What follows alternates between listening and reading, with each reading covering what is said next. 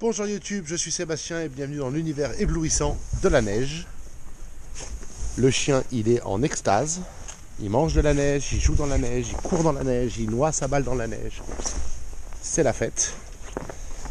Quant à nous, malgré le froid, on va prendre un peu de MDF découpé hier.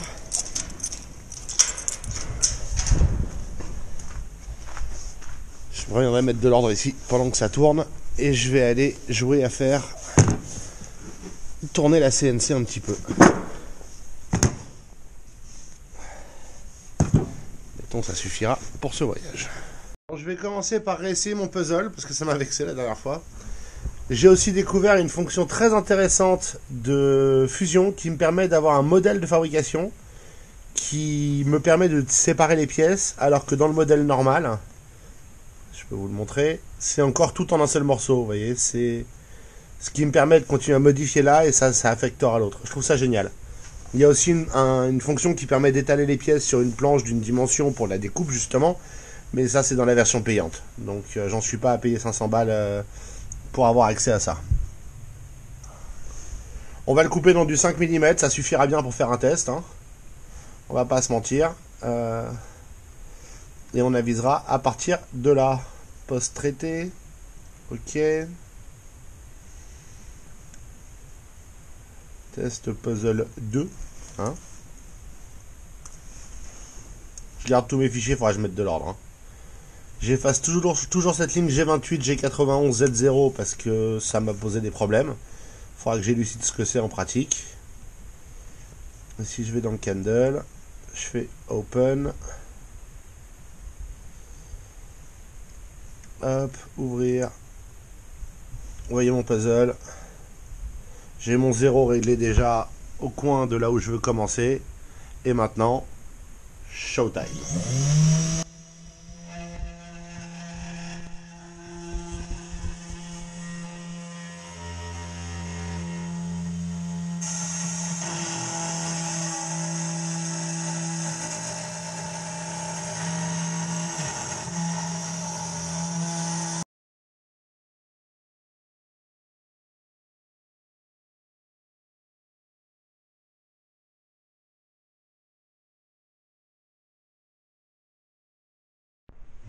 Bon, c'est un autre échec. Je les collectionne.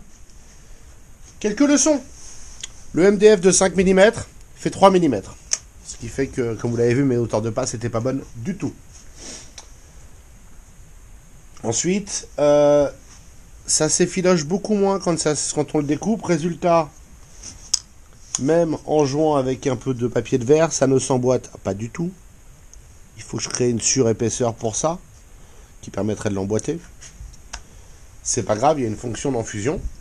Il faut que je trouve une meilleure façon de tenir le bois. C'est une surprise pour personne, vous l'avez vu bouger.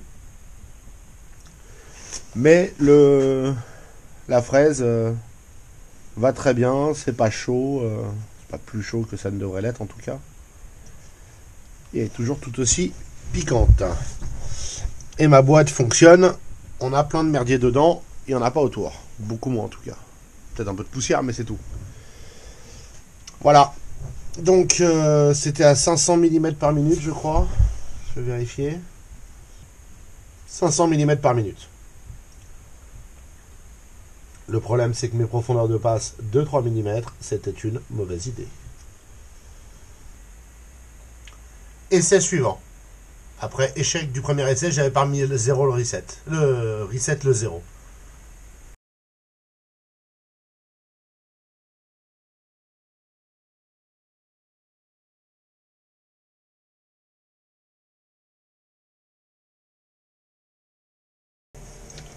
Bon, on va essayer de recommencer plus doucement.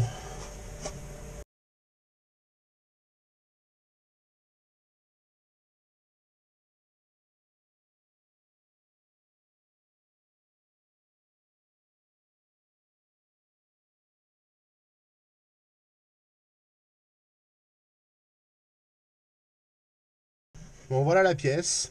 Ça a encore cassé sur le dessus. Ça me fait penser que c'est du MDF de merde.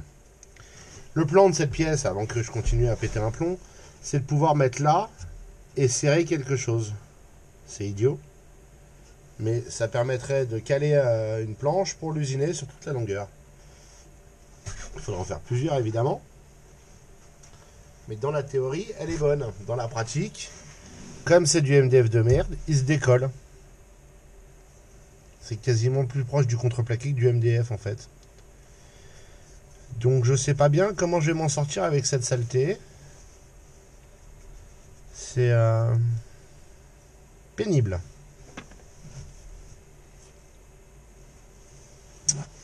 Bien pénible.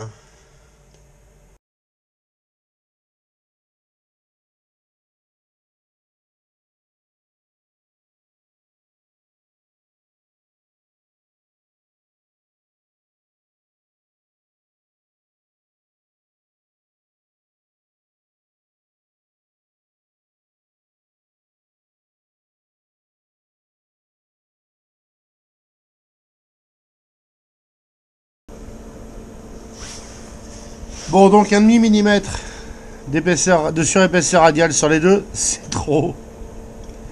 Mais, putain, ma théorie fonctionne. Bon, donc en mettant de la surépaisseur, enfin en enlevant de l'épaisseur, c'est surépaisseur négative, mon puzzle fonctionne, j'en ai juste trop enlevé évidemment, hein, c'est le problème de la fatigue. Mon MDF a quand même pas l'air terrible en termes de qualité de la colle, parce que il se décompose quand on le découpe. Donc ça, je sais pas s'il y a plusieurs qualités de MDF, je vais regarder. Apparemment, s'il y a plusieurs qualités de MDF, Bricomarché n'a pas la meilleure ni la bonne. Mes problèmes de roulement sur l'axe Z deviennent un vrai problème. On la voit bouger maintenant dans tous les sens, ça empire donc. Mais bon, c'est des roulements, c'est logique que ça empire au fur et à mesure. Donc je vais commander ce qu'il faut pour essayer de les remplacer. Et si ça va pas, je vais carrément changer le système. Voilà un dessin de ce que pourrait être le prochain axe Z. Ça, c'est avec des arbres linéaires montés sur support. Donc plus de rigidité, théoriquement. Et l'alternative, c'est de le faire avec des rails linéaires, ce que j'aimerais bien aussi. Le fait est qu'il y a un tout petit peu de capacité de mouvement dans ce machin, donc c'est pas très compliqué à reproduire. J'en ai prévu trop en l'occurrence là, si vous regardez par rapport au modèle d'origine qu'on a déjà regardé. Mais voilà, ça je pourrais le couper, ça peut être des plaques de MDF toutes bêtes coupées, percées pour les trous avec ça et en avant. Donc je vais faire une variante avec des rails linéaires pour le Z. Je vais pas changer ceux du X parce qu'ils sont encore bons, mais je mettrai, il y aura plus large de roulement. Parce que c'est du 12, mais ils seront plus espacés, l'ensemble là est plus large, donc je vais perdre un petit peu en largeur de découpe, mais comme je veux mettre l'étau à terme, c'est pas très grave. Et puis de toute façon, je vais agrandir la machine aussi à terme, mais d'abord je veux arriver à la faire fonctionner de façon précise, sans à-coups. Et là, si vous regardez les découpes, on voit bien la broche Z aller et venir en fonction des résistances, ce qui est pas bon du tout. Donc je pense que cette machine a besoin de roulement à minima ou d'un axe Z mieux conçu, plus solide. Pas mieux conçu, il est bien conçu, mais il est conçu fragile. Les arbres linéaires pour le moment c'est du 8 dessus, hein. Je vous montre quand même le truc parce que c'est pas forcément évident de s'en souvenir. On va prendre de la lumière. Si vous regardez les arbres, c'est du 8. Et si vous regardez le mouvement, il est assez flagrant et il donne quand même l'impression d'empirer avec le temps. Hein. Vous l'avez aussi d'avant en arrière et quand on le fait faire, ça finit par faire bouger les rails de 12 là, les arbres de 12. Eux aussi, j'aimerais bien les changer par plus gros, mais si je veux les changer par plus gros, il me faut plus de place là, donc il faut que je refasse tout l'axe Z. Si je refais l'axe Z, je mettrai sans doute la taille au-dessus à minima, voire carrément du 16. C'est sympa les économies de bout de chandelle, mais de toute façon si je modifie la machine, je m'arrange pour la monter entièrement en 16. Enfin en tout cas le X et le Z et le Y. Le Z en 10-12 sera très bien je pense. Voilà. Bon, il fait un froid de gueux. Je pense pas être complètement un gueux, donc moi je vais rentrer au chaud. Je vais jouer sur Fusion, je vais me commander mes pièces. J'aimerais bien, je vais voir si la broche est à nouveau en stock, ce serait sympa. Mais je pense qu'Amazon me l'aurait dit. Et je vous souhaite une excellente soirée. Je vous remercie d'avoir suivi cet épisode et je vous retrouve demain avec normalement un peu plus de degrés.